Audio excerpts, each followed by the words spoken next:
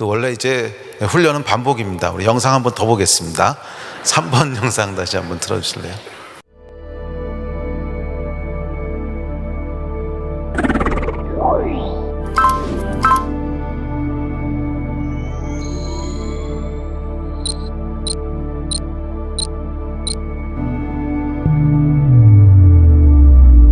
네, 좋습니다. 우리 오늘 본문 말씀인 에베소서 1장 3절 말씀이 저 말씀하고 있는 거예요. 하나님께서 뭐라 그러셨냐면 우리 주 예수 그리스도의 아버지께서 그리스도 안에서 하늘에 속한 모든 신령한 복을 우리에게 주시되, 하늘에 속한 복이 있다는 거죠. 그러니까 이 땅에 속한 것이 아니라 영어 성경에 보면 in the heavenly realms, 하늘의 영역에 속해 있는 every spiritual blessing, 그래서 영적인 복이 있다는 것입니다. Every spiritual blessing이라고 하는 것은 우리 하나님의 능력, 또 우리 삶의 어떤 목표들, 의미들, 거룩함, 사랑, 또 위로, 격려, 하늘에서 하나님께서 모든 spiritual blessing을, 사실은 뭐 이런 것뿐만이 아니라 우리 육체의 건강까지 또 우리의 모든 필요한 것들을 하나님께서 다 하늘에 준비하고 계시다는 거예요. 그래서 every spiritual blessing, 근데 그게 어디 있다고 얘기하는 거예요? 하늘에 속한 in the heavenly realms, 하늘의 영역에 속해 있다는 거예요. 그것을 하나님께서 우리에게 주시기 위해서 다 준비하고 계시다는 것입니다. 자, 그런데 그것을 우리가 이제 땅으로 땡겨 사용해야 되는 거죠. 땅으로 땡겨 사용해야 되는 거죠. 첫날제가 간증했듯이 5,000년 땡겨왔듯이 말이에요. 그러니까 진짜 필요한 게 있으면 하나님께서 우리에게 하늘에 있는 것들을 주신다는 거죠. 그래서 그것을 이 땅으로 가져다 사용할 수 있는 권리가 우리에게 있고, 우리는 하나님의 자녀이기 때문에 주시는 그 권리를, 모든 복들을 누릴 수 있는 그런 특권이 있는 줄 믿습니다. 자, 그래서 이 하늘에 속한 복을 이 땅에 가져와야 되는데, 그 가져오는 것이 이제 기도지요. 믿음의 기도인데, 이 믿음의 기도를 통해서 사실은 하늘에 있는 것들을 이 땅에서 실체가 되도록 만드는 거죠. 이 땅에서 실체가 되도록. 자, 그래서 집회 마지막 시간인데, 이 마지막 시간에는 하늘에 있는 복들을 이 땅에서 어떻게 실체가 되게 할 수 있는가, 그것에 조금 더 포커스를 해서 구체적으로 살펴보려고 합니다.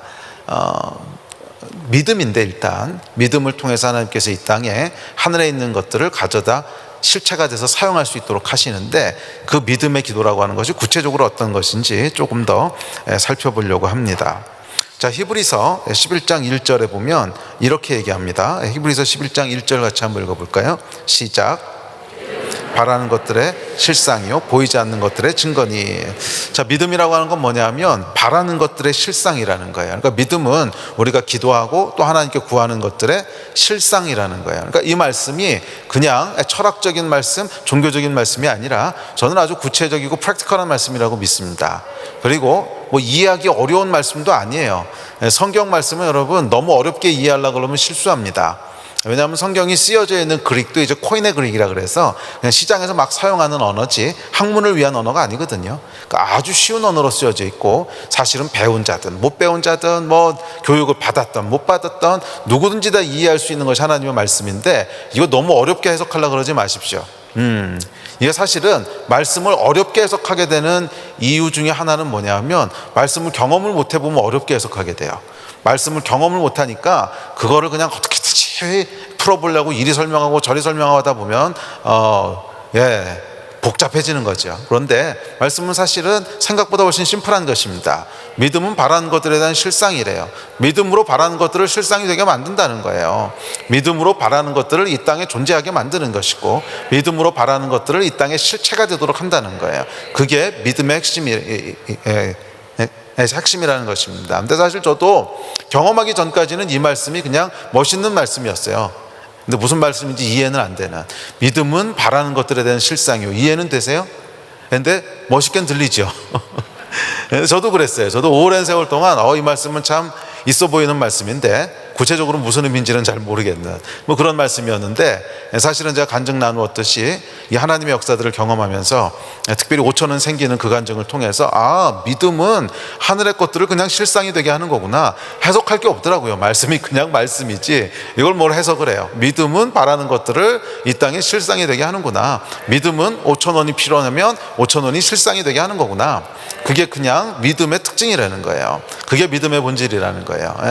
이 말씀은 여러분 심플하게 순종하는 사람들은 심플하게 경험이 되는 것이고, 말씀을 자꾸 복잡하게 풀면요, 죄송합니다, 지식은 교만하게 하며 그냥 머리만 커져요.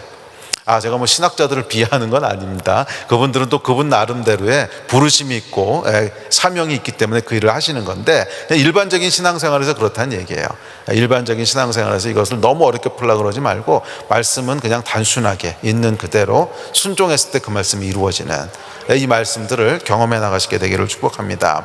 근데 정말 제 삶 가운데는 그랬어요. 저는 처음에는 오히려 초신자 때는 오히려 아주 복잡하게 말씀을 해석했던 것 같고, 시간이 지나면 지날수록 점점 단순해지다가 요즘은 그냥 읽고 말아요. 그냥 그거예요. 그거. 믿음은 바라는 것들을 실상이 되게 하는구나. 아멘.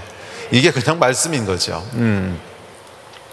심플한 하나님의 말씀, 그러나 능력이 있고 우리를 살리는 실상이 되는 말씀들을 경험하게 되시기를 주의 이름으로 축복합니다. 그래서 믿음이라고 하는 것은 하여간 우리가 생각하는 것 이상의 그런 비밀이 있습니다. 자, 그런데 하늘이 이 땅에서 실체가 되게 하는 믿음을 위해서는 빛이 반사가 돼가지고 잘 안 보인다. 오케이, 이렇게 하면 잘 보이네요. 믿음이 바라는 것들에 대한 실체라고 했는데, 믿음은 하늘의 것을 이 땅에 실체가 되게 하는데, 그 믿음이 실체가 되게 하는 믿음이 되기 위해서는 먼저 믿음 자체가 실체여야 돼요. 믿음 자체가 진짜여야 된다는 거예요. 믿음 자체가 진짜여야 된다는 거예요. 그래서 이 하나님이 역사하시는 패턴들을 보면 항상 하나님께서 prove your faith, 우리의 믿음을 증명할 것을 요구하세요. 믿음을 통해서 하나님이 역사하시고, 믿음을 통해서 하늘의 것들을 이 땅에 실체가 되게 하시는데, 그 전에 하나님께서 물어보시는 게 있는 거예요. 네 믿음은 진짜야? 이거 물어보시는 거예요. 네 믿음은 진짜 실체야? 네 믿음은 그냥 추상적인 믿음이야? 아니면 정말 실체가 있는 믿음이야? 네 믿음은 그냥 추상적으로 어떤 것에 동의하는 믿음이야? 아니면 실체가 있는 진짜 믿음이야? 이걸 하나님께서 먼저 물어보세요.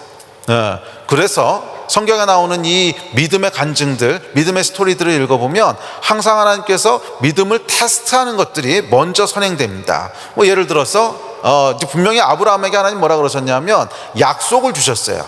약속을 주셨고, 너의 자손이 하늘의 별처럼 많을 것이고 바다의 모래알처럼 많을 거라고 하는 약속을 주셨는데, 이 약속이 진짜로 실체가 되기 위해서는 뭐를 요구하신 거예요? 이삭을 바칠 거를 요구하시잖아요. 테스트 하시는 거예요. 네가 내 말을 정말 믿어? 그럼 당연히 아브라함은 아멘 믿습니다 그랬겠죠. 우리도 그렇지 않습니까? 하나님의 말씀이 선포되고 믿습니까? 그럼 쉽게 아멘 하는데, 진짜야? 이러고 물어보면 그 다음부터는 공기가 탁해집니다. 그렇죠. 너 진짜야? 이렇게 다시 물어보시는 거예요. 하나님께서 아멘 한 사람들에게 진짜야? 이러고 물어보시는 거예요. 아브라함에게도 분명히 그러신 거예요. 네 자손이 바다의 모래알같이 많을 것이고, 또 너는 열국의 아버지가 될 것이고, 이 땅은 다 네 것이 될 것이고, 분명히 하나님께서 많은 약속을 아브라함에게 주셨고, 아브라함이 그 약속 받을 때는 분명히 아멘으로 화답했을 겁니다. 아멘, 내가 믿습니다. 그랬더니 하나님께서 다시 물어보시는 거예요. 진짜야? 네 믿음이 진짜야? 그러고 그 다음에 요구하신 게 뭐예요? 이삭을 바치라는 거예요. 야, 여기서부터는 이제 공기가 달라지죠. 그냥 아멘이 쉽게 나오지 않습니다. 뭐 기도원도 마찬가지 아니었습니까? 뭐 기도원을 하나님이 부르셔서 너 큰 용사여 뭐 이럴 때는 좋지요. 우리를 큰 용사라고 불러주신다 얼마나 좋습니까? 아멘이지요. 그런데 진짜야? 라고 물어보시면서 300명만 남겨 이랬을 때는 여러분 분위기가 어땠을 것 같으세요? 적군은 지금 한 20만 명 30만 명 정도 되는데, 아니 모여있는 사람 다 데리고 나가도 지금 이게 될까 말까 한데, 진짜야? 그러면서 이 싸움은 내가 싸우는 싸움이거든. 네가 싸우는 게 아니고 내가 싸우는 전쟁이야. 아멘. 그 아멘 진짜야? 이러고 물어보시면서 다 돌려보내고 300명만 남겨. 여기서부터 이제 진짜 믿음의 싸움이 시작되는 거죠. 거기서 뭐가 시작되냐면 내 안에 아멘이라고 얘기했던 그 믿음이 진짜 실체냐 아니냐 하는 싸움이 시작되는 겁니다. 그래서 사실은 믿음은 정말로 바라는 것들에 대한 실상이에요. 믿음은 하늘에 있는 every spiritual blessing을 이 땅 가운데 real이 되게 해요. 정말 존재하는 것이 되게 해요. 무소불위한 하나님의 능력이 있고 하나님의 역사가 있어요. 그런데 진짜 싸움은 뭐냐 하면, 그렇다면 우리 안에 이 믿음은 진짜냐는 거예요. 우리 안에 있는 이 믿음은 진짜냐는 거예요. 그래서 여러분 성경에 보면 그냥 하나님 말씀하실 때 아멘 했다고 해서 그 믿음이 진짜가 되는 건 아니었어요. 그 다음에 항상 하나님 뭐라 테스트 하시는 거예요. 테스트 하시면서 prove your faith, 너의 아멘이 진짜인지를 프로브하라고 말씀하시는 거예요. 자, 그래서 오늘은 이 얘기를 좀 통해서 우리 안에 실제적으로 아멘 했던 것들이 실체가 되는 복들을 좀 누리게 되셨으면 좋겠습니다. 근데 사실은 여러분 그렇게 쉽지만은 않아요. 그냥 말씀을 듣고 아멘 할 때는 쉬운데요, 실제로 모리아산에 올라가려고 그러면 다리가 후들후들 떨리고, 실제로 이삭을 죽이려고 하면요 이 손이 움직이지 않습니다. 참 어려운 일이에요. 사실 제가 그 미국에서 유학생으로 있을 때 학위를 끝낼 때쯤에 이제 선교사로 헌신을 했습니다. 선교 집회에서 은혜를 받고, 또 저 멘토가 이제 이재환 선교사님이셨기 때문에 나도 저렇게 살고 싶어, 선교지로 갈까 해서 아멘. 그 아멘 할 때는 참 쉬웠어요. 아멘 할 때는 은혜도 있었고 10번도 아멘 할 수 있을 줄 알았어요. 그리고 이제 한국으로 돌아왔습니다. 한국으로 돌아왔는데 진짜로 믿음의 발을 뛸 때는요 totally different story, 이게 완전히 다른 얘기예요. 완전히 다른 얘기인데, 한국에 들어갔더니 뭐 저희 한국에 있던 지도 교수님도 그렇고 저희 아버님도 이제 서울대수학과 교수님이셨는데, 아버님도 이제 제가 학위 마치고 돌아온다니까 너무 좋아하시고, 그러면서 지원할 만한 대학들을 저도 안 찾아봤는데 아버님이 다 찾아보신 거예요. 지금 자리가 어디 났는데 여기 좀 지원해 보면 좋지 않겠냐 뭐 이러고 이제 하시는 거예요. 근데 그 중에 하나는 아주 좋은 대학이 있어요. 서울에 있는 아주 좋은 대학인데 딱 제 전공을 뽑는 거예요. 딱 제 전공을. 근데 그때 학위를 제 전공으로 마치고 외국에서 들어온 사람이 거의 없었어요. 그 타이밍이 아주 좋은 거죠. 이게 이제 운이 좋은 케이스인데, 같은 전공이 우르르 들어오면 이제 어렵거든요. 근데 그때는 또 제 전공한 사람이 거의 안 들어왔어요. 그러니까 그냥 지원하면 될 가능성이 굉장히 높은 거죠. 그래서 아버님이 여기 좋은 자리인데, 여기는 뭐 서울에서도 아주 좋은 데인데 지원해 보라고. 근데 저는 이제 서운하고 들어왔던 게 있었거든요. 서운하고 들어왔던 게, 한국에서는 교수 자리 어플라이지 않겠다고 이렇게 서원을 했어요. 그렇게 교수에 어플라이하는 순간 그 다음부터는 발목 잡혀서 못 나갈 것 같은 거예요. 그래서 선교사로 나가기로 헌신을 했으니까 들어가서 하여간 국비 유학 3년치만 갚는다. 그래서 딱 3년 일할 수 있는 일자리 찾아서 그 연구소가 됐든 뭐 계약직 교수가 됐든 하여간 그거만 딱 하고 그냥 선교지로 간다, 이렇게 결단을 하고 들어왔었기 때문에 지원을 안 해야 되는데, 이 막상 들어와 보니까 이게 혹시 모르잖아 하는 생각이 들더라고요. 혹시 모르잖아. 근데 혹시 하나님도 마음이 바뀌실 수도 있고 계획이 바뀌실 수도 있고, 혹시 모르겠다는 이제 그 마음이 들어서 일단 그 대학에 가서요 원서를 받아왔어요. 뭐 지원하겠다는 것은 아니었어요. 그냥 혹시 모르니까. 그래서 원서를 다 썼습니다. 지원하겠다는 건 절대 아니었어요. 그냥 혹시 모르니까. 그리고 그 다음에 뭐 서류들을 이제 떼야 됩니다. 뭐 졸업증명서도 있어야 되고 학위증명서도 있어야 되고, 그래서 서류도 다 떼었어요. 미국에다 연락해가지고 다 떼었어요. 지원하겠다는 건 절대 아니었어요. 이제 혹시 모르니까. 그래서 완벽하게 갖춰가지고서 봉투에다 탁 집어넣고 딱 닫고 딱 사인하고, 지원하겠다는 건 아니었어요. 혹시 모르니까. 이 사람이요 진짜로 발걸음을 뛰려고 하니까 정말 totally different story예요. 이게 내가 지원을 안 하는 게 맞는가? 이거 미친 짓 하는 거 아닌가? 이러다 내가 나이가 50이 돼가지고 후회하면 어떡하지? 해가 뭐 별의별 생각이 다 들어요. 그래서 마지막 날이 됐는데, 이 마지막 날, 내일까지 안 내면 끝나는 거예요. 잠을 못 자겠더라고요. 밤새도록 잠이 안 와요. 여러분이 아멘 하는 건 참 쉬운데요, 실제로 발을 떼려고 하면 잠이 안 오더라고요. 아멘 하는 건 참 쉬운데 실제로 발을 떼려고 하니까 잠이 안 와요. 계속 하나님 물어보시는 거예요. Prove your faith. 네 믿음 진짜야? 이 진짜라고 하는 걸 프루브 해야 되는데 프루브 되지 않은 믿음은 쉬워요. 아멘 하면 되니까. 아멘이십니까? 그러면 아멘 하면 되잖아요. 얼마나 쉬워요. 그런데 그 믿음이 진짜 하나님이 그렇게 하실 것을 진짜로 믿습니다. 지금 아멘 하셨죠? 이거 진짜로 이 아멘 쉽게 하시면 안 되는데. 아니, 그래도 아멘 하세요. 아멘 안 하는 것보다 하는 게 나아요. 말이 영이기 때문에. 자, 근데 하여간 정말 밤새도록 한잠도 못 잤어요. 밤새도록 한잠도 못 자면서 내가 미친 거 아닌가, 이러다 큰일 나는 거 아닌가, 후회하는 거 아닌가, 약간 밤새도록 뒤척이다가 새벽녘이 돼가지고 하여간 하나님한테 기도하면서 하나님께서 특별한 은혜를 주셨어요. 그때도 카이로스적인 타이밍이었는데 하나님과의 인카운터가 있으면서 제가 새벽이었어요. 새벽 아침 다 됐던 것 같은데 그냥 그렇게 넣어놨던 봉투를 쫙 찢었어요. 쫙 찢어가지고 쓰레기통에 버리고 그 순간에 제 믿음이 프루브 된 거예요. 참 하나님께서 어떻게 보면 잔인하리만큼 정확하게 요구하세요. 네 믿음이 진짜냐고, 네 말이 진짜냐고. 그리고 그것을 찢는 순간 제 앞에 하나님의 약속들이 실체가 되는 여정이 시작됐습니다. 그리고 지난 21년 동안 전 정말 후회 없이 살았고요. 정말 하나님이 약속하신 것들을 다 성취하시는 것을 보면서 다시 태어나도 정말 이렇게 살아야겠다, 이것 이상은 없다 하는 정말 만족스러운 인생을 하나님께서 살게 하셨고, 저는 정말 페이버가 많았어요. 정말 페이버가 많아서 그냥 생각만 해도 하나님 이루어 주시고, 기도하면 기도한 대로 이루어 주시고, 사람 필요하다 그러면 사람 보내주시고, 돈 필요하다 그러면 돈 주시고, 정말 이렇게 구름 위를 걸어오는 것처럼 걸어왔어요. 근데 이 여정의 시작은 뭐였냐면 원수 찢는 것으로부터 시작됐거든요. 아브라함이 이삭을 바치면서 시작되듯이 하여간 이걸 하나님이 요구하시는 거예요. 그래서 실체가 되는 믿음이 필요해요. 이게 여러분 믿음의 원리입니다. 믿음의 원리는 믿음이 추상적이면 응답도 추상적이고, 믿음이 실제적이면 응답도 실제적이라는 거예요.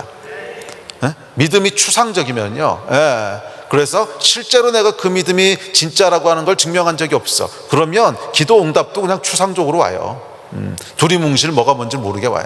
그런데 나의 믿음이 실제적이고 구체적이면 응답도 구체적이고 실제적입니다.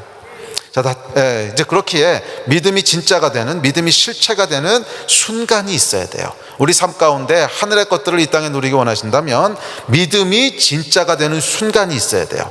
그랬을 때 하늘의 복이 진짜가 돼요. 믿음이 실체가 되는 그 순간이 있을 때 하늘의 복이 실체가 된다는 거예요.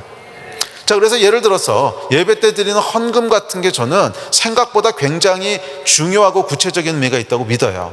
헌금이 왜 구체적인 그 중요한 의미가 있냐면, 헌금은 믿음을 실체화시킨 거예요. 헌금은 믿음을 실체화시킨 거예요. 그러니까 내가 내 돈을 갖다가 여기다가 투자한다고 하는 것은 진짜라고 믿는다는 뜻이에요. 진짜가 아닌데 누가 거기다가 돈을 투자하겠습니까? 사실은 여러분, 사람이 살아가면서 돈처럼 정직한 건 없어요.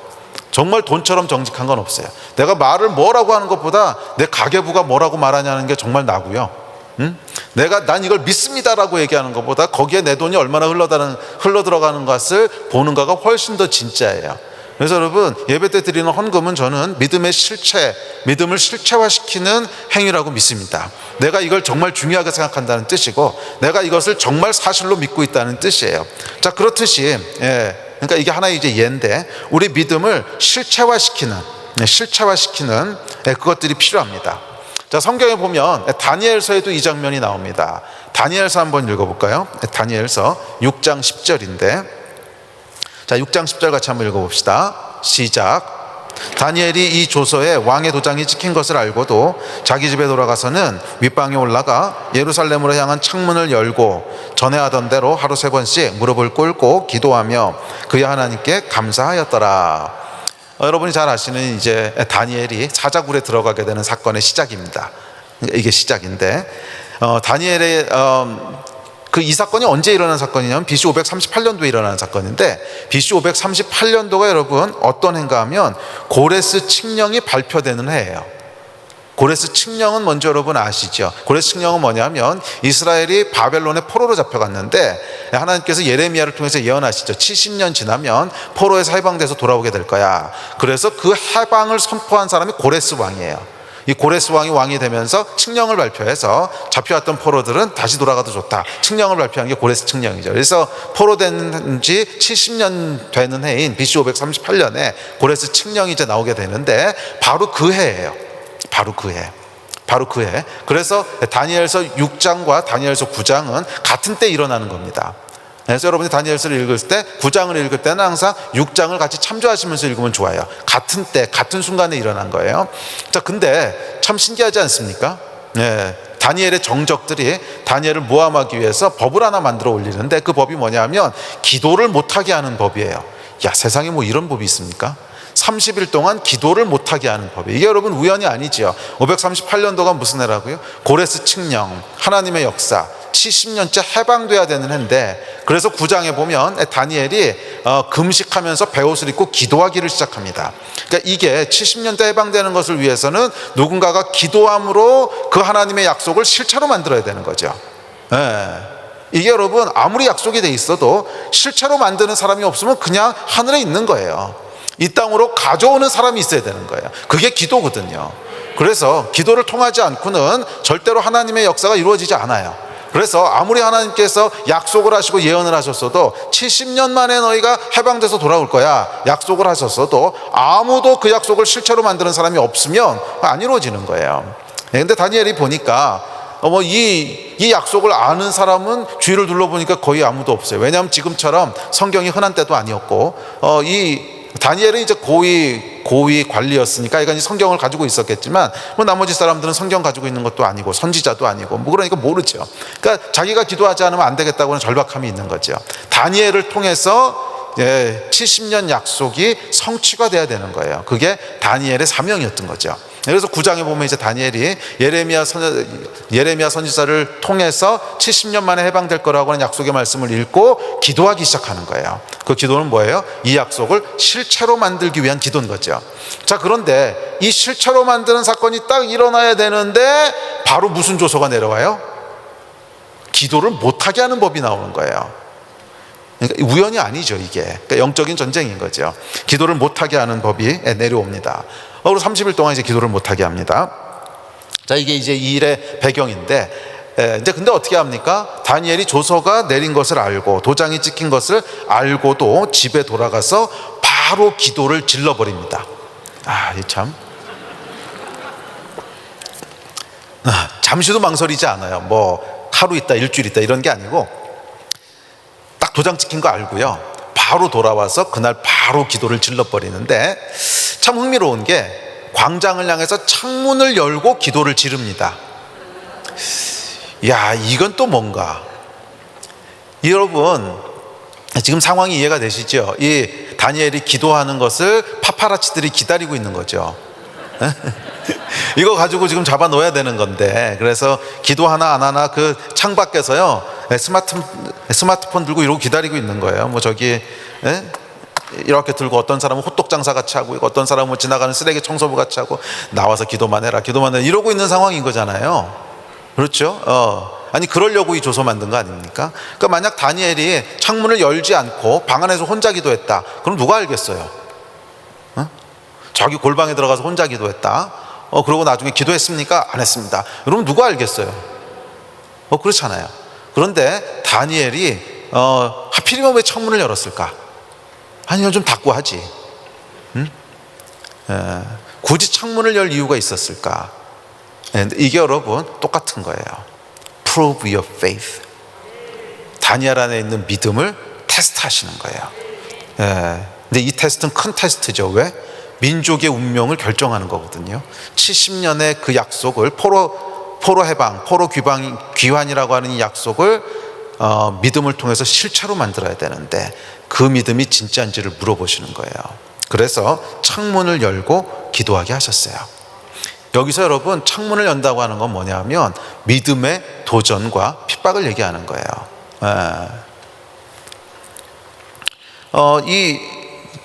이 다니엘이 여러분 자기의 믿음이 진짜라고 하는 것을 증명했을 때 이 일을 통해서 결국 어떻게 돼요? 역사의 실체가 생기죠. 포로로부터 해방되는 역사의 이야기가 진짜로 실체가 됩니다.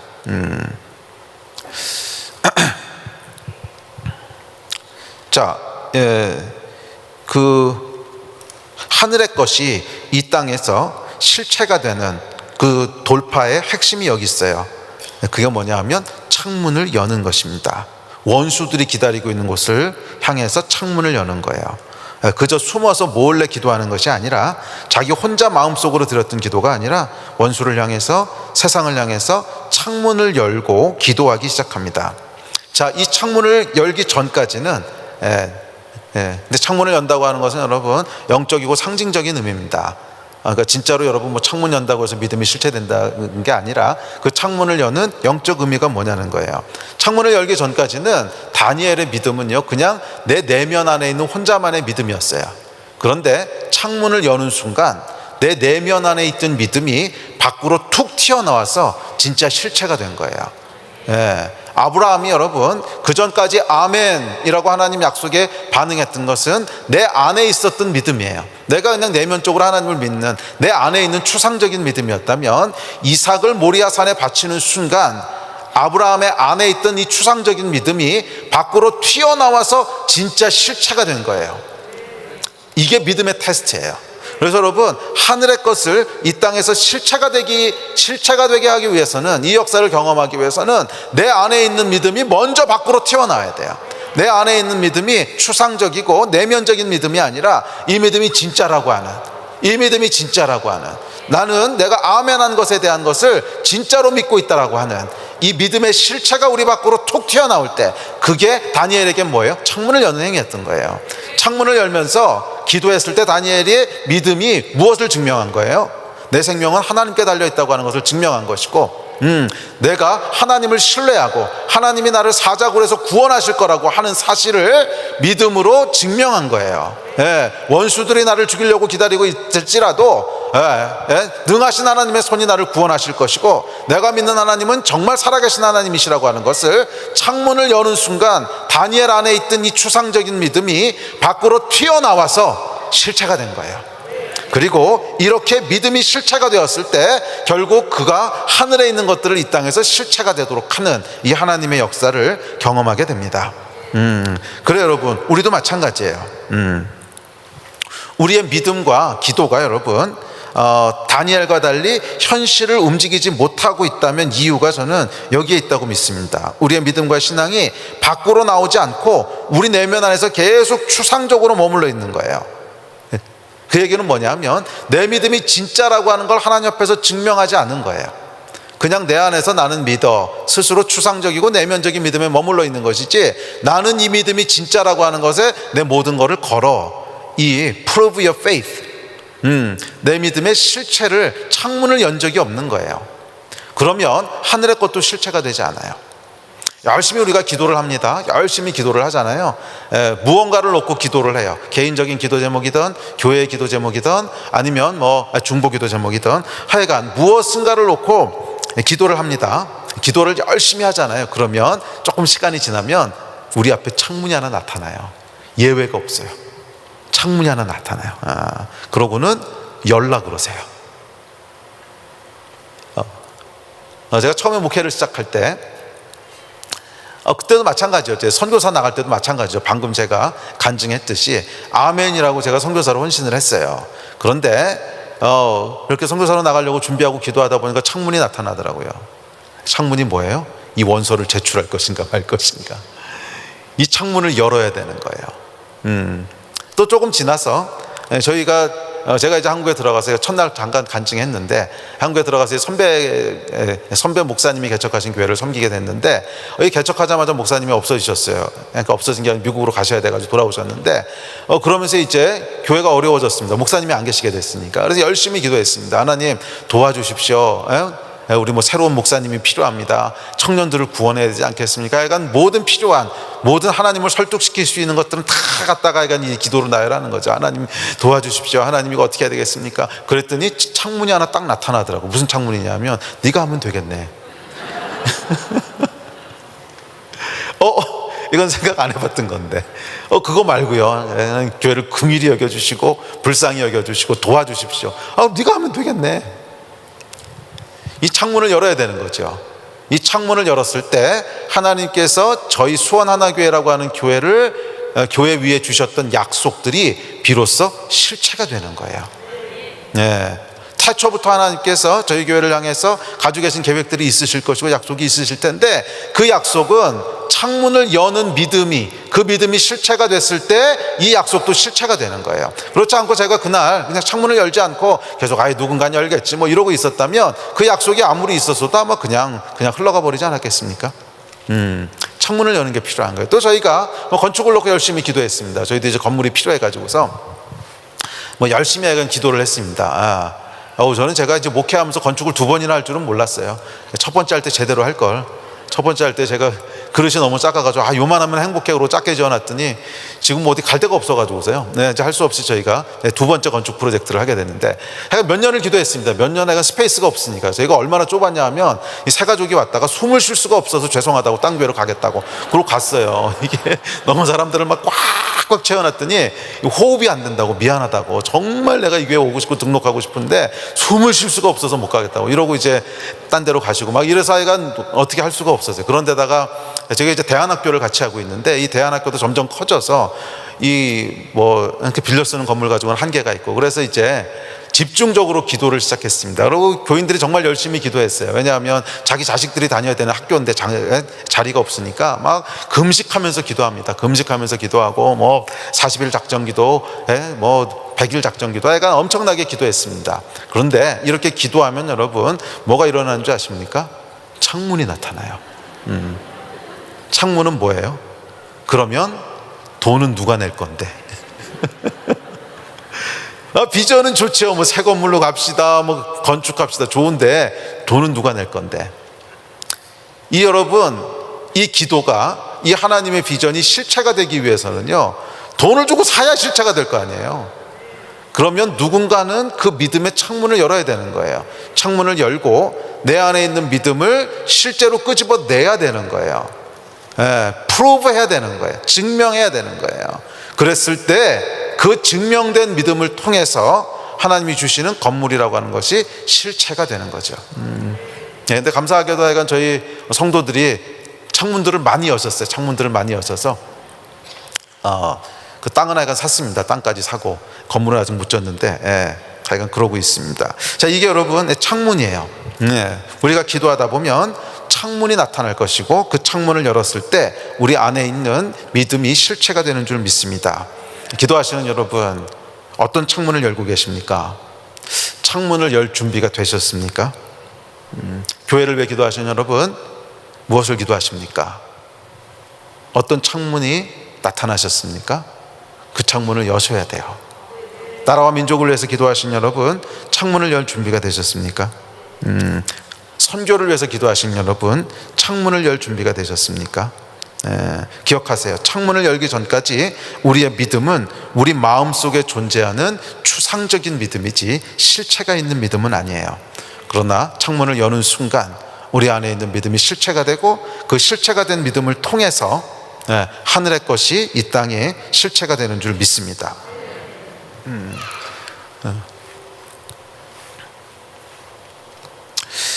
두 번째로 살펴보기 원하는 것은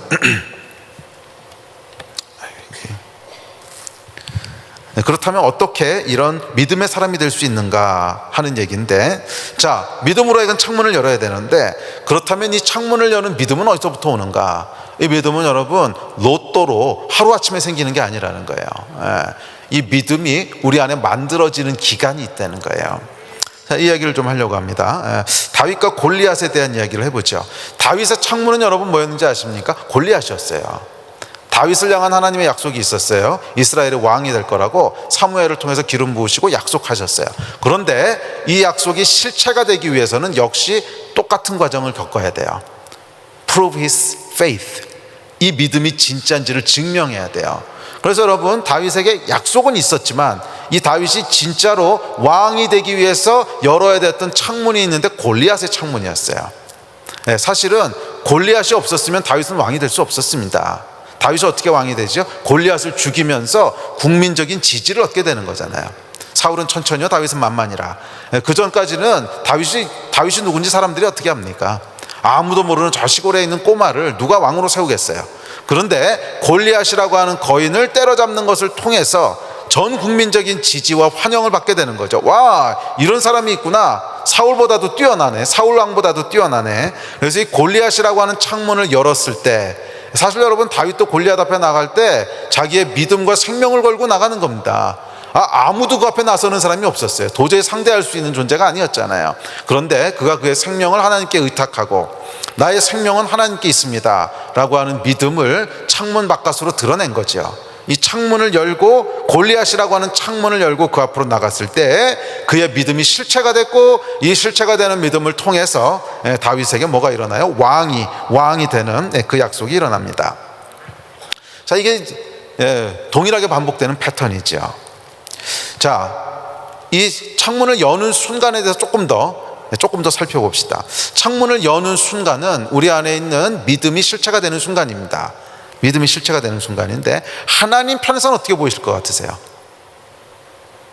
다윗이 창문을 여는 순간, 다니엘이 창문을 여는 순간, 하나님 편에서는 어떻게 보실까요? 제가 아는 목사님 한 분이 이 순간을 하나님 편에서 이렇게 묘사하더라고요. 메모리 메이킹 모먼트래요. 3M이라고, 메모리 메이킹 모먼트. 하나님의 머리에 다윗이 각인되는 순간이라는 거예요. 그렇죠. 물론 하나님은 전능하신 분이시고 전지하신 분이시니까 다윗이 누군지 아십니다. 또 하나님은 전능하시고 전지하신 분이시니까 저와 여러분이 누군지 아세요. 머리카락까지 다 세신 바 되셨어요. 하지만 그렇게 아는 것과 하나님이 감동하시는 건 다른 거죠. 하나님이 언제 다윗에게 감동하게 되는가? 다윗을 아셨어요. 그렇지만 언제 하나님의 기억에 다윗이 각인되는가? 그것은 골리앗이에요. 골리앗 앞에 딱 다윗이 나서는 순간, 그 창문을 여는 순간, 또 다니엘이 창문을 열고 사자굴에 들어가는 순간, 하나님의 메모리에 메모리 메이킹 모먼트. 쟤는 도대체 누구야? 쟤는 누구야? 몰라서 물어보시는 건 아니겠죠. 천사한테 물어볼 거예요. 누구야 쟤? 다윗인데요. 다윗? 다윗? 기억하시는 거예요. 기억하시는 거예요. 고린도전서에 보면 이런 말씀이 나옵니다. 8장 3절입니다. 시작. 또 누구든지 하나님을 사랑하면 그 사람은 하나님도 알아주시느니라. 하나님이 알아주신대요.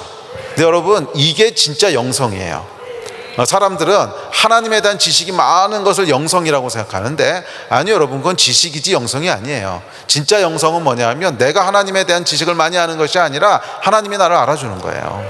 내가 하나님을 아는 것보다 훨씬 중요한 것은 하나님이 나를 알아주시냐는 거예요. 하나님이 여러분을 알아주시냐는 거예요. 쟤 누구야? 누군데 지금 골리앗 앞에 나가는 거야? 하나님이 다윗을 알아주시는 순간이었어요. 누군데 지금 사자굴로 들어가는 거야? 다니엘은 물론 그 전에도 그러니까 이런 일들 여러 번 했지만, 하여간 이 다니엘을 향해서도 하나님께서 제가 다니엘이지, 그렇지, 제가 다니엘이지. 이 메모리 메이킹 모먼트. 자, 이것이 여러분 하나님을 움직이는 거예요.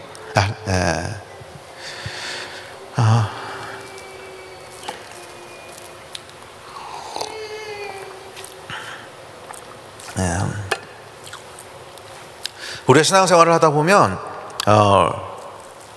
중요한 순간들이 있습니다. 그 순간은 뭐냐면 하나님께서 나를 기억하시는 순간이에요. 하나님께서 나를 기억하시는 순간이에요.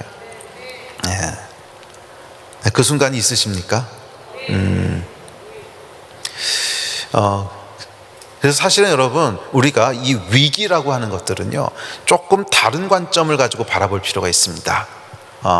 골리앗이라고 하는 위기, 또 우리 앞에 해결할 수 없어 보이는 어떤 난관들, 믿음의 도전들, 또 어려운 핍박들, 조금 다른 관점으로 바라보실 필요가 있어요.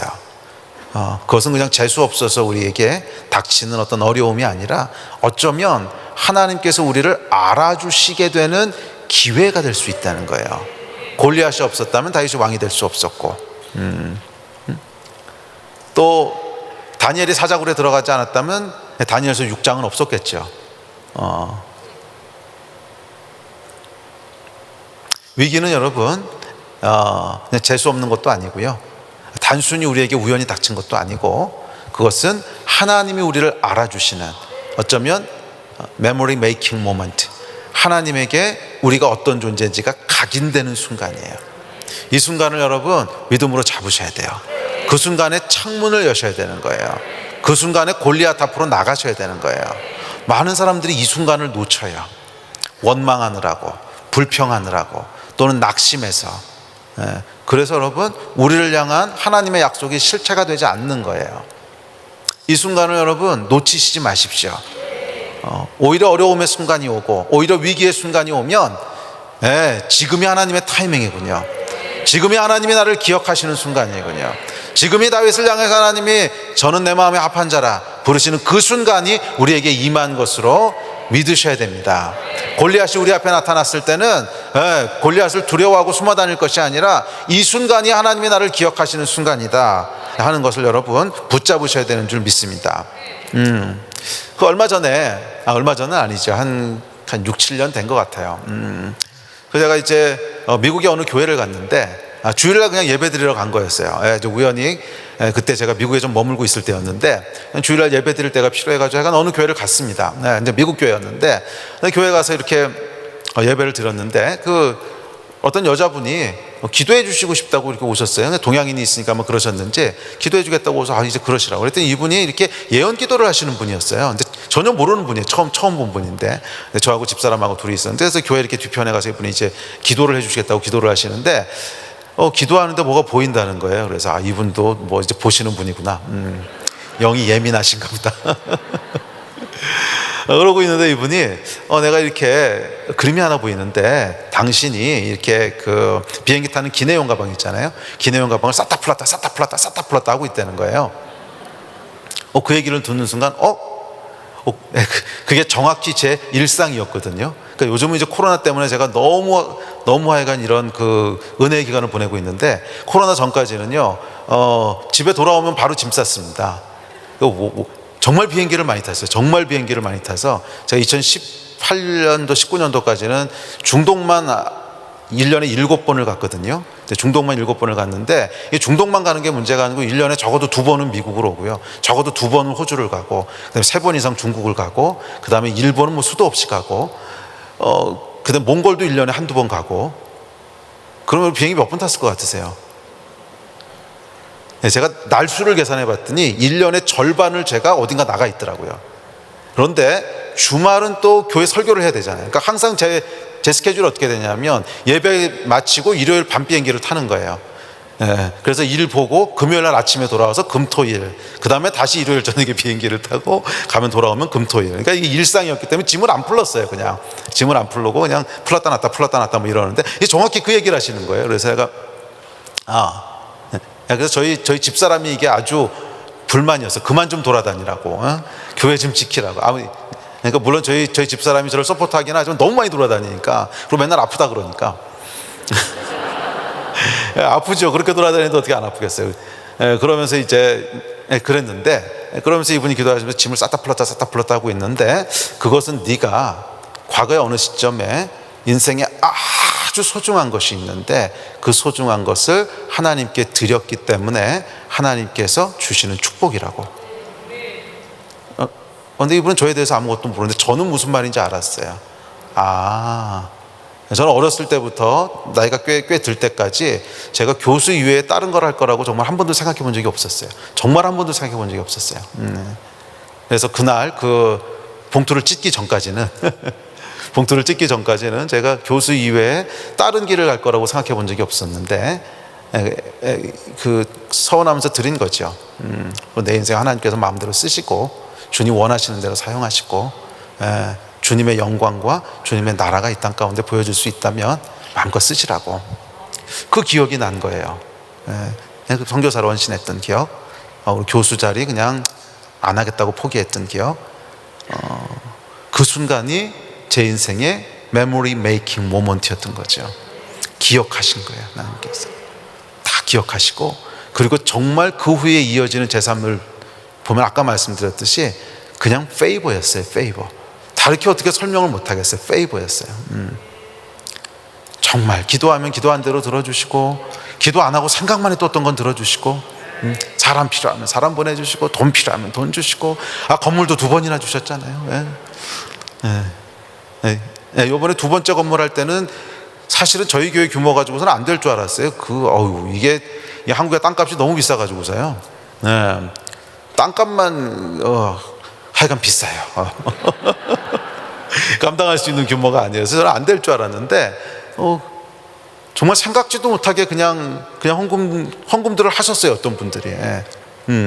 그래서 그냥 땅을 구입하게 되고, 하여간 하나님께서 주시는 은혜가 있었어요. 그런데 이 페이버가 어디서부터 풀어졌는가? 메모리 메이킹 모먼트가 있는 거예요. 여러분의 메모리 메이킹 모먼트는 언제입니까? 이 순간이 있으셔야 돼요. 그래야 삶에 페이버가 부어지는 거예요. 페이버는 뭐냐 하면 하늘에 있는 신령한 복들을 하나님이 준비해 두셨는데 그게 이 땅에서 실체가 되는 게 페이버예요. 페이버가 있으십니까? 제가 인생을 살아오면서 보니까 제일 중요한 게 하나님의 페이버더라고요. 사람이 아무리 발버둥치고 노력친다고 해봐야 안 돼요. 그냥 하나님이 도와주시면 안 될 것도 되는 거고, 그냥 하나님이 함께 해주시면 불가능하다 그래도 되는 거고, 이걸 여러분 사람의 힘으로, 사람의 능력으로 헤쳐나가려고 하면요, 스트레스로 죽어요. 페이버가 있어야 돼요. 그리고 이 페이버가 어디서부터 시작되는가? 메모리 메이킹 모먼트가 있는 거예요. 내 삶 가운데 하나님이 기억하게 되는 순간이 있는 거예요. 메모리 메이킹 모먼트들을 만드시고, 그렇게 하나님이 알아주시는 사람이 되시기를 주의 이름으로 축복합니다. 자, 물론 이 다윗의 골리앗 사건은요, 갑자기 로또처럼 어느 날 일어난 사건은 아닙니다. 그 골리앗의 사건이 있기까지 다윗에게 믿음이 축적되는 시간들이 있습니다. 그래서 오늘 설교 제목이 다윗의 시간, 골리앗의 시간인데, 이 시간이 말이에요, 다윗에게 믿음이 축적되는 시간들이 있어요. 그것은 매일의 일상 가운데 일어나는 시간들입니다. 다윗이 여러분 허투루 시간을 보내지 않았어요. 양을 치기 위해서 사자도 때려잡고 곰도 때려잡고, 밤마다 하나님 앞에 시편으로 예배하고 하는 이 매일매일의 일상에서 그 일상을 평범하지 않게 카이로스의 시간이 되게 하는 그 시간들이 있는 거예요. 우리 매일의 시간이 여러분 골리앗의 시간은 아닙니다. 우리 삶 가운데 매일매일 골리앗을 때려잡는 사건이 일어나는 건 아니잖아요. 우리의 매일의 삶은 그냥 매일의 삶이에요. 일상이에요. 일하러 가고 또 아이들 뒷바라지하고 설거지하고 하는 매일의 일상인데, 우리 첫날 나눴듯이 이 매일의 일상을 어떻게 카이로스의 시간이 되게 할 건가, 어떻게 영적인 시간이 되게 할 건가, 이거를 매일매일 붙잡아야 되는 거예요. 다윗은 여러분 매일매일 양을 치는 그 지루하고 평범한 일상을 평범하지 않게 보냈던 것이 분명합니다. 왜요? 시편을 보세요. 시편을 보면 매일 하늘이 열렸던 걸 알 수 있어요. 그러니까 성경에 기록되는 말씀이 됐죠. 매일 다윗에게 하늘이 열렸던 것을 우리가 알 수 있습니다. 다윗은 매일매일의 일상을 카이로스의 시간이 되도록 한 거예요. 그리고 이 다윗의 시간이 축적되는 거예요. 1년 지나고 10년 지나고 20년 지나고, 이것이 다윗의 비밀이에요. 그렇게 살다 보면 이 시간이요, 다윗의 시간이 어느 정도 축적되게 되면 그 다음에 뭐가 오냐 하면 골리앗의 시간이 오는 거예요. 평생을 그냥 다윗의 시간으로만 살아가는 것이 아니에요. 때가 되면요, 계획이 있어요. 하나님의 때된 계획이 있는데, 이 때가 되면 창문이 나타난다 그랬죠. 골리앗이 나타나는 시간이 오게 됩니다. 그리고 이 다윗의 시간이 축적돼 있던 사람들은 골리앗의 시간을 잡는 거예요. 골리앗의 시간을 잡으면서 그 가운데 메모리 메이킹 모먼트가 이루어지는 거예요. 하나님의 페이버가 부어지기 시작하는 사건. 아멘. 또 어떤 사람들은 이거를 이게 한쪽 것만 하는 사람들이 있어요. 예를 들어서 다윗의 시간만 주구장창 살면서 골리앗의 시간이 오면 그 시간은 또 그냥 슬그머니 어디로 없어져. 참 답답해요. 참 답답해. 평상시에 정말 헌신돼서 하나님을 섬기고 훈련하고 기도하고 하다가 결정적으로 믿음을 발휘해야 되는 순간들이 오는데, 그렇죠, 삶에 보면요, 결정적으로 믿음을 발휘해야 되는 순간들이 와요. 그러면 그 순간에 아멘, 지금이 골리앗의 시간입니다, 잡아야 되는데, 그게 그동안 축적돼 왔던 시간들을 나타내고 표현하는 길인데, 요 시간만 되면 또 하필이면 그때 그냥 영적으로 버리버리 해가지고서요 엄한 짓 하다 그냥 흘러가요. 참 많아요. 그러면 또 오랜 시간 동안 축적해야 됩니다. 다윗의 시간을 축적하고. 그럼 또 골리앗의 타임이 와요. 그러면 또 하필 그때 뭐 딴짓하고 엄한 짓 하다가 그 시간 놓쳐요. 이러면 한 두어 번 하면 인생이 끝나는 거죠. 다윗의 시간이 있으면 골리앗의 시간이 있습니다. 그래도 어떤 사람은 다윗의 시간은 없이 골리앗의 시간만 잡으려는 사람이 있어요. 네? 평소에는 아무것도 안 하고 그냥 게으르게 영적으로 살다가 결정적으로 믿음을 발휘해야 되는 순간만 오면은 믿음으로 배팅한다고 하는데, 이렇게 보고 있으면, 목사가 보고 있으면 믿음의 배팅이 아니고 자만한 거예요. 그냥 좀 준비도 안 된 사람이 무슨 믿음의 배팅을 하겠어요. 다윗의 시간과 골리앗의 시간을 함께 잡으셔야 돼요. 매일매일의 삶을 카이로스의 시간이 되게 하십시오. 그리고 골리앗의 시간이 왔을 때 머뭇거리지 말고 잡으세요. 창문이 나타나면 머뭇거리지 말고 여세요. 괜찮아요. 사자굴에 들어갈 거예요. 그러나 괜찮아요. 사자의 입을 하나님께서 막으실 거거든요. 창문을 여는 자들에게는 하늘의 것이 실체가 되는 그런 특별한 하나님의 은혜가 있는 줄 믿습니다. 자, 그래서 여러분 보세요. 이 운동선수도 말이에요. 운동선수도 올림픽이라고 하는 디데이가 있잖아요. 그 디데이를 위해서 매일매일 열심히 운동하는 거 아닙니까? 똑같은 무게 이거를 들고 뛰고 뭐 새벽부터 일어나서 운동하고, 먹는 것도 마음껏 못 먹고. 그런다고 누가 알아줍니까? 아무도 알아주지 않아요. 그 사람이 태능 선수촌에서 뭐 하는지 아무도 몰라요. 그런데 왜 그렇게 하는 거예요? 골리앗의 시간이 있거든요. 영광을 잡는 시간이 있거든요. 그 영광을 잡는 시간에 그 영광을 위해서 오랜 시간 다윗의 시간을 축적하는 거죠. 우리의 믿음도 그렇습니다. 매일매일의 삶을 여러분 카이로스의 시간이 되게 하시고 허투루 흘려보내지 마세요. 이 축적된 시간이 있을 때 하나님께서 여러분의 믿음을 프루브할 수 있는, 보일 수 있는 다윗의 골리앗의 시간을 맞이하게 될 줄 믿습니다. 그 시간에 여러분 잡으세요. 잡으세요. 창문을 열고 골리앗 앞으로 나가세요. 그것이 하나님께 기억되는 순간이에요. 하나님의 마음을 사로잡는 순간입니다. 이 기회를 놓치지 마십시오. 그래서 바울은 이걸 뭐라고 표현하냐면 이기기를 다투는 것이라고 표현했어요. 이기기를 다투는 것, 기회를 잡으라는 거예요. 사랑은 원래 그렇게 표현되고 그렇게 완성되는 거예요. 아멘.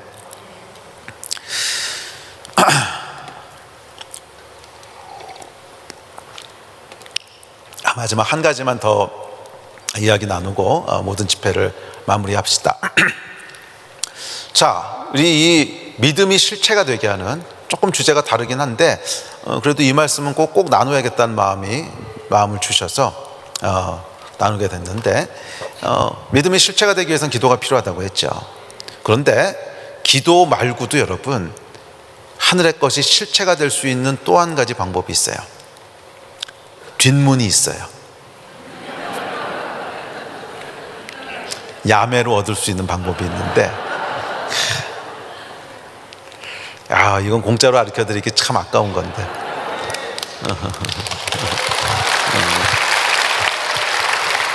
아니, 기도로 얻어내시면 되는데 왜 꼭 야매로 얻어내시려고 그러세요? 믿음 외에 하늘의 것, 하나님의 약속을 이 땅에 실체로 만드는 길이 하나 더 있어요. 그 길이 뭐냐면 유업이에요. 유업. 믿음의 유업이에요. 자, 믿음의 유업이라고 하는 건 뭐냐면 우리 윗세대 분들이요, 창문을 열면서 실체로 만들어 놓은 것들이 있다는 거예요. 잘 생각해 보세요, 여러분. 아브라함이 믿음의 창문을 열지요. 이 땅을 내게 주리라 약속하셨는데, 아브라함이 그 믿음을 증명하면서 창문을 열면서 그 믿음을 실체로 만듭니다. 그래서 뭐가 생긴 거예요? 약속의 땅이 생긴 거죠. 그리고 여러분, 한 번 실체가 된 것은요 소멸되지 않아요. 그래서 그 자녀들인 이삭과 야곱과 요셉은 본인들이 실체로 만든 땅은 아니잖아요. 본인들이 믿음으로 취해서 만든 땅은 아니지만 믿음의 아버지였던 아브라함이 창문을 열면서 실체로 만들어 놓은 그 땅을 유업으로 받아요. 그래서 그냥 그것을 실체로 누리지요. 이게 있다는 거예요. 우리가 물론 믿음으로 창문을 열고 창문을 열면서 하늘의 것들을 실체로 만드는 것들이 있습니다. 그렇지만 우리 아비 세대들이, 우리 윗세대 분들이 믿음으로 열고 또 열고 또 열고 했던 창문들이 있잖아요. 그렇게 해서 실체로 만들어 놓은 것들, 이거를 유업으로 받는 방법이 있어요. 할렐루야. 이 아브라함의 이삭과 야곱이 아브라함의 믿음의 실체를 유업으로 이어받았다면 우리에게도 여러분 그런 유업이 있지 않습니까? 믿음의 선배들이 이뤄놓은 것. 한국에는 여러분 정말 믿음의 영웅들이 있었습니다. 한국 교회 역사들을 여러분 펼쳐보면 정말 믿음의 영웅들이 있었어요. 저희는 꿈도 꾸지 못할 삶을 살았던 믿음의 거인들이 있었어요. 주기철 목사님, 손양원 목사님, 정말 불가능하다고 생각했던 일들을 하셨어요. 아무도 생각 못했던 일들을 하셨어요. 또 1980년대 한국에 이제 선교의 그 불이 임하기 시작하죠. 80년대가 여러분 어떤 시대인지 기억이 나십니까? 정말 가난했던 시대거든요. 여권이 처음으로 나왔던 게 88년 올림픽 이후에 여권 나오기 시작했지 않습니까? 비행기도 못 타는 시절이었고, 교회 주차장에 가보면은요, 주차장만 있고 차가 없어요. 그런 시대였습니다. 그런데 우리 믿음의 선배들이요, 이 가난한 가운데 선교를 헌신하고, 여의도에 모여서 10만 선교사를 헌신하고, 말도 안 되는 믿음의 발걸음들을 뛰기 시작합니다.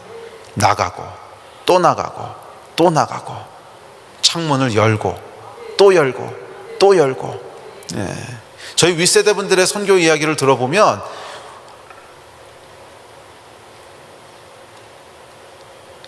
그 표현이 안 돼요. 제가 이제 존경하는 이재환 선교사님도 교회에서 이제 파송받고 나가서요, 그 선교 헌금을, 후원금을 딱 한 달 받으셨어요. 여러분 끊어졌어요. 근데 왜 그러냐면 그 당시가 그런 시대였어요. 80년대에 뭐 돈이 어디 있습니까? 교회가 먹고 살기도 힘든데. 그것도 제가 존경하는 선교사님들은 부모님 임종 지키신 분들이 거의 없었어요. 그 당시에 뭐 비행기도 어렵고 배 타고 다녀야 되는 데인데 전보가 오잖아요. 전보가 오는데 일주일 걸려요. 그럼 전보 받았을 때쯤은 이미 장례 다 끝난 거였고, 그래서 아버지 장례 못 드리고 어머니 장례 못 드리고. 제가 언제 한번 그 나이 많으신 선교사님이 이렇게 간증하시는 걸 듣다가, 야, 정말 믿음의 사람들이었구나. 가장 마음이 힘들었던 게 그거래요. 그 부모님 장례 못 지킨 거. 하여간 말도 안 되는 시대에 말도 안 되는 믿음의 행렬들을 이어가셨어요. 창문을 여신 거예요. 창문을 열고 또 열고 또 열고. 그래서 그 결과 오늘날 우리가 있게 된 거 아닙니까? 이 믿음의 유업이 우리에게 있는 거예요. 뭐 교회적으로도 마찬가지입니다. 여러분 교회에도 믿음의 유업이 있는 거잖아요. 이 믿음의 유업 때문에 오늘 여러분들이 이 자리에 있는 거고, 그 믿음의 유업 때문에 여러분들이 이것들을 누리시는 거고, 믿음의 유업 때문에 우리가 누리는 뭐 건물이나 이런 것 이전에 하늘의 복들을 누리시는 거예요. 그게 순전히 여러분들이 창문을 열어서, 그게 아니에요. 여러분들의 믿음의 아버지들이, 여러분 앞서 갔던 선배들이, 목사님이, 장로님들이 정말 믿음의 삶을 살고 또 살고 또 살고, 창문을 열고 또 열고. 이 창문 한 번 열 때마다 사자굴에 한 번씩 들어가는 거잖아요. 창문을 열고 사자굴에 들어가고, 창문을 열고 사자굴에 들어가고, 이 삶을 살아내면서 만들어낸 영적인 유업들을 우리가 누리고 있는 거예요. 그래서 성경이 뭐라고 얘기하냐면 이렇게 얘기합니다. 내 부모를 공경하라. 그리하면 내 하나님 여호와가 내게 준 땅에서 내 생명이 길리라. 내 아버지와 어머니를 공경하라. 이것은 약속이 있는 첫 계명이니 이로써 내가 잘되고 땅에서 장수하리라. 여러분 10계명 중에 약속이 있는 계명 이거 하나인 거 아세요? 내 부모를 공경하라는 거예요. 내 부모를 공경하면 내가 땅에서 잘 될 거라는 게, 여러분 이게 무슨 말인지 아십니까? 부모를 공경할 때 믿음의 유업을 받게 된다는 거예요. 부모를 공경할 때 육신의 부모뿐만이 아니라 우리 영적인 부모들을 공경할 때 믿음의 유업을 받게 된다는 거예요. 이 땅의 유업하고는 좀 다르게 믿음의 유업은요, 내가 부모를 공경하지 않으면 안 받는 거예요. 못 받는 거예요. 부모를 멸시하면 그 유업은 딴 사람한테 가든지 흩어지는 거예요. 그러나 부모를 공경할 때, 아너할 때 거기 뭐가 부어지는 거예요? 이 부모들이 평생 믿음의 삶을 살면서, 우리 영적인 아비들이 평생 창문을 열고 또 열고 또 열면서 만들어냈던 그 유업들이 우리에게 그대로 누려지게 되는 줄 믿습니다. 상당히 마음 아픈 것이, 참 마음 아픈 것이, 요즘 이제 한국의 교회들을 이렇게 들려보면 참 마음 아파요. 이 아비 세대들에 대한 존경이 점점 사라져가요. 특별히 요즘은 아주 험한 말들을 합니다. 무슨 틀딱이니 뭐 이런 얘기를 들을 때마다 이렇게 섬찟합니다. 아니 얼마나 복 없이 살려고 저런 얘기를 할까? 자기는 틀딱이 안 될 것 같은가? 틀딱이 여러분 뭔지 아세요? 놓친 애들을 비하하는 말이에요. 그러니까 틀니 끼고 딱딱거린다 그래가지고 틀딱이라 그러는 거예요. 야, 이런 나쁜 놈들 정말, 지들은 노인이 안 될 것 같나? 아니 자기들이 여기 어떻게 있는 건데 그걸 다 그렇게 뭐 놓친 애들이 집안에나 있지 나와가지고 돌아다닌다는 둥 뭐 정말 싸가지 없는 얘기들을 하는데, 저는 이 얘기를 들을 때 이것이 단순히 싸가지의 얘기가 아니라 영적인 얘기라는 거예요. 영적인 축복을 다 발로 차버리는 거예요. 성경에 보면 여러분, 노아가 이제 실수를 하죠. 노아가 무슨 실수를 하냐면 포도주를 먹고 이제 취해가지고 누워 있습니다. 그랬더니 셈과 함과 야벳이 그 세 아들이 있는데, 가운데 아들인 함이 아버지의 수치를 놀리지요. 그런데 셈하고 야벳은 야 그럼 안 돼. 그리고 옷을 가지고 뒷걸음질 쳐서 들어가서 아비의 수치를 가리웁니다. 결과가 어떻게 됐어요 여러분? 함은 저주를 받고요, 셈과 야벳은 아비의 축복을 받아요. 아비의 수치를 가리는 자들은 축복을 받지만 아비를 조롱하는 자들은 저주를 받는다는 거예요. 이게 여러분 영적인 원리예요. 제가 이 집회를 마무리하면서 마지막으로 나누고 싶은 영적인 원리예요. 아비를 존경하는 자는 복을 받는다는 거예요. 그래서 저는 은혜교회에 와서 가장 크게 은혜 받는 것 중에 하나가 그리고 김광식 목사님을 존중하는 모습을 보면서 너무 은혜를 받아요. 그거 볼 때마다 막 눈물이 나요. 저거 사진으로 한 장 찍어두고 싶은데 막 이런 마음도. 그게 여러분이 복을 누리시는 이유인 거 아십니까? 설명을 해드리고 가야 되잖아요. 그게 여러분들이 복을 누리시는 이유예요. 믿음의 유업을 받는 거예요.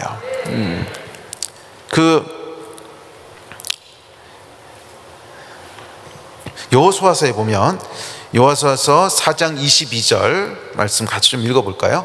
여호수아서 4장 22절. 자, 시작.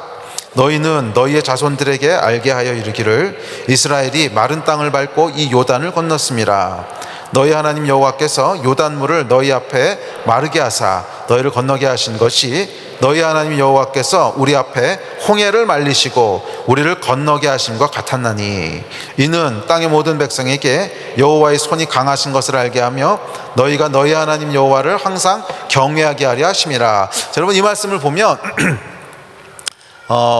요단강을 이제 마르게 하셔서 여호수아 때 요단강을 걸어서 건너게 하십니다. 근데 이제 이스라엘에 가보신 분들은 알겠지만 요단강이 그렇게 깊은 강이 아닙니다. 그래서 굳이 마르게 하지 않아도요, 그냥 대충 건너가면 돼요. 이렇게 옷 걷고 건너가면 될 만큼. 그러니까 뭐 비가 많이 오거나 이랬을 땐 모르겠는데 그냥 평상시에는 그냥 시냇물 정도거든요. 그러니까 굳이 거기서 하나님께서 초자연적인 기적을 일으키지 않으셔고 그냥 걸어서 건널 수 있는 땅이에요. 그런데 요단을 마르게 하셨어요. 그러면서 뭐라 그러시냐면, 너희가 왜 요단을 마르게 한 땅을 건너게 한 줄 아느냐? 그것은 너희 조상들이 홍해를 마른 땅처럼 건넜던 것을 기억하게 하려 함이라, 이렇게 말씀하세요. 그러니까 이것은 요단강이 너무 깊어서 깊어서 가르친 것이 아니라 너희에게 뭐 하나를 리마인드 하고 싶다는 거예요. 내가 너희에게 리마인드 하고 싶은 게 있는데, 요단을 걸어서 건너게 하는 이유는 너희 조상들이 홍해를 걸어서 건넜어, 이 얘기를 해주는 거예요. 자, 이제 이 말씀을 묵상할 때 어떤 생각이 들었냐면, 가만히 있어 보자. 여호수아의 세대가 이제 세컨 제너레이션인데 그 첫 세대가 있죠. 모세의 세대. 이 모세의 세대가 어떻게 살았나 이렇게 보니까 불평하고 원망하고 우상 숭배하고 그러다 다 죽었어요. 잘한 게요 하나도 없어요. 딱 하나 잘했어요. 딱 하나 잘한 게 뭐냐면 홍해를 걸어서 건넌 거예요. 잘 생각해 보세요. 모세의 세대가 잘한 거 딱 하나 있는데 하여간 하나님께서 애굽에서 나와라 하는 거 따라 나와서 홍해를 걸어서 건넌 거, 요거 하나 딱 잘하고요. 나머지는 다 개판이었어요. 죄송합니다.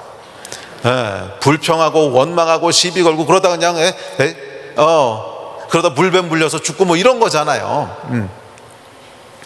근데 하나님께서 뭐라 그러시냐면 여호수아의 세대에게 이것 하나 기억하라 그러시는 거예요. 뭐예요? 아비의 승리를 기억하라는 거예요. 아비가 실수한 거 있을 수 있죠. 뭐 사람이 사람인데 뭐 죄 지을 수도 있고 잘못할 수도 있고 실수할 수도 있고 실수할 수 있어요. 그러나 하나님 앞에서 복 있는 자는 어떤 자냐면 아비의 수치를 보는 자들이 아니에요. 아비의 실패를 비난하는 자들이 아니에요. 제 안에 참 불편한 마음이 있어요. 뭐 조영기 목사님이 어떻고 뭐 누가 어떻고 계속 비판하는 소리들. 뭐 저도 그 말이 무슨 말인지 압니다. 뭐 살습하셨고 뭐 어쩌고 어떤 목사님이 이렇고 알아요. 잘못하신 것도 알아요. 그러나 그럼에도 불구하고 그분들이 있었기 때문에 오늘 우리가 있는 거 아닙니까? 그분들이 믿음으로 창문을 열었기 때문에 이 축복을 우리가 누리고 있는 거 아닙니까? 아무것도 없는 시절에 정말 먹을 것도 없고 집도 없고 정말 눈 묻힐 것도 없는 그 아무것도 없는 전후 시대에 믿음 하나로 살아오신 분들 아니에요. 믿음 하나로 창문을 열고 또 열고 또 열고 그렇게 해서 우리에게 믿음의 자녀들에게 영적인 유업들을 남겨주신 거 아닙니까? 이거를 바라보라는 거예요. 누가 복 있는 자인 줄 아십니까? 아비의 수치를 드러내는 자가 복 있는 자가 아니에요. 그 수치 드러내는 자는 결국 아무런 유업도 물려받지 못하는 거예요. 비록 아비가 잘한 게 아무것도 없어 보여도, 잘한 거 딱 하나 홍해 건넌 것밖에 없어 보여도 그 사실을 기억하는 자, 그 승리를 기억하는 자. 배터리가 없네요. 들렸다 놨다 하지 않았어요? 아니에요? 그거 기억하라는 거예요. 아비의 승리를 기억하라는 거예요. 아비의 잘한 거를 기억하라는 거예요. 그 사람은 아비의 유업을 물려받게 되는 줄 믿습니다. 이 한국교회가 여러분, 물론 우리 아비 세대들이 실수하신 거 많이 있습니다. 뭐 사람인데 없겠습니까? 뭐 재정적으로도 실수하신 것 있고 또 하지 말아야 될 일 하신 것도 있고 뭐 그렇겠죠. 그러나 저는 제 안에는 정말 깊은 감사가 있어요. 그분들이 실수하신 건 실수하신 거고, 그러나 그분들이 믿음으로 싸워온 삶들은 유업이 우리에게 있는 거잖아요. 정말 아무것도 없는 시대에 세계 선교를 헌신하고 후원금 한 달 받을 걸 알면서도 아무것도 보장되지 않는 그 발걸음을 뛰시고 나가고 또 나가고 또 나가고 먹을 게 없으면 금식하고 했던 이 믿음의 유업들이 오늘날 실체가 되어서 우리가 믿음의 복을 누리고 있는 거 아닙니까? 저는 다른 건 몰라도 이 감사함이 우리에게 마르지 않아야 되는 줄 믿습니다. 이게 영적인 거예요. 이게 영적인 거예요. 그랬을 때 영적인 복이 우리에게 부어질 수 있습니다. 여러분, 우리가 다른 건 다 잊어버려도 감사함은 잊지 마십시다. 우리 아비 세대가 했던 일들에 대한 거 잊지 마십시다. 그 결과 우리가 오늘 여기 있는 거고, 그 결과 한국교회가 여기까지 온 것이고, 이를 기억하는 자들은, 아비를 공경하는 자들은 주의 복을 누리게 될 줄로 믿습니다. 이 복을 충만하게 누리신 여러분 되시기를 주의 이름으로 축복합니다.